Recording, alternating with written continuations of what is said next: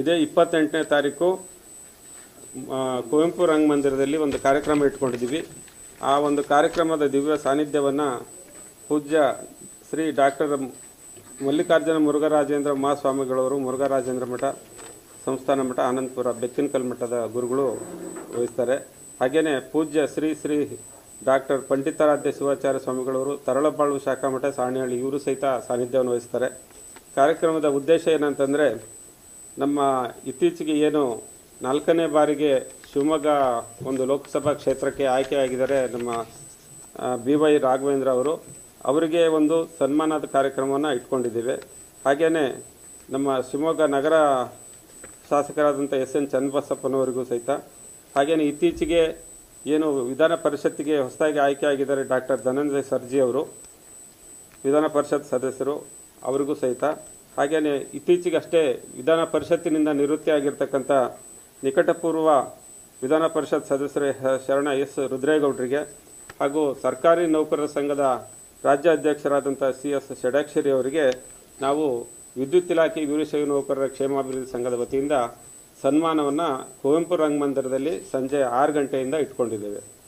ಹಾಗೆಯೇ ನಮ್ಮ ಸಂಘದ ಅಧ್ಯಕ್ಷರಾದಂಥ SG ಶಶಿಧರ್ ಅವರು ಸೂಪರಿಂಟೆಂಡಿಂಗ್ ಇಂಜಿನಿಯರ್ ಮೆಸ್ಕಾಂ ವೃತ್ತ ಶಿವಮೊಗ್ಗ ಇವರು, ಹಾಗೆ ಇವರು ಸಹಿತ ನಮ್ಮ ಸಂಘದ ಅಧ್ಯಕ್ಷರು, ಇವರ ಸಂಸ್ಥಾಪಕ ಅಧ್ಯಕ್ಷರು.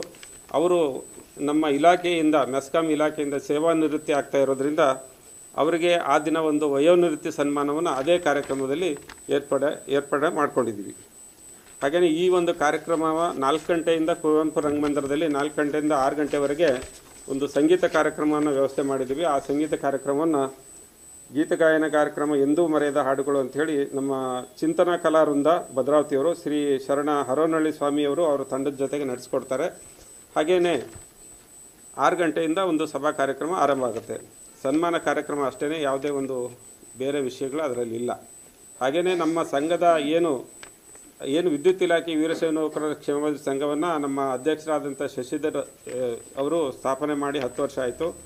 ಇತ್ತೀಚೆಗೆ 10 ವರ್ಷ ಆಗ್ತಾ ಬಂತು. ಈಗ ಈ ಒಂದು ಸಂದರ್ಭದಲ್ಲಿ ಈ ಒಂದು ಇನ್ವಿಟೇಷನ್ ಹಿಂದ್ಗಡೆ ನಮ್ಮ ಸಂಘದ ವತಿಯಿಂದ ಏನು ನಾವು ಸಾಮಾಜಿಕ ಕಾರ್ಯಗಳನ್ನು ಚಟುವಟಿಕೆಗಳನ್ನು ನಡೆಸಿದ್ದೀವಿ ಅನ್ನೋದು ಈ ಒಂದು ಪೇಜಲ್ಲಿ ಸಂಪೂರ್ಣವಾಗಿ ವಿವರವಾಗಿದೆ.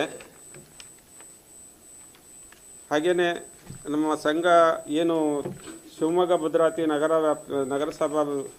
ನಗರಾಭಿವೃದ್ಧಿ ಪ್ರಾಧಿಕಾರದಿಂದ ತೆವರಚಟ್ನಳ್ಳಿ ಹತ್ರ ಒಂದು ನಿವೇಶನವನ್ನು ಪಡ್ಕೊಂಡಿದೆ. ಅದರಲ್ಲಿ ಒಂದು ಸಂಸ್ಕೃತಿ ಭವನವನ್ನು ನಿರ್ಮಿಸಬೇಕು ಅಂಥೇಳಿ ನಮ್ಮ ಸಂಘ ಉದ್ದೇಶ ಇದೆ. ಅದನ್ನು ಸಹಿತ ನಮ್ಮ ಸಾರ್ವಜನಿಕ ಪಡಿಸಬೇಕು ಅಂಥೇಳಿ ಈ ಸಂದರ್ಭದಲ್ಲಿ ತಮಗೆ ತಿಳಿಪಡಿಸಲಿಕ್ಕೆ ಇಚ್ಛಿಸ್ತೇನೆ.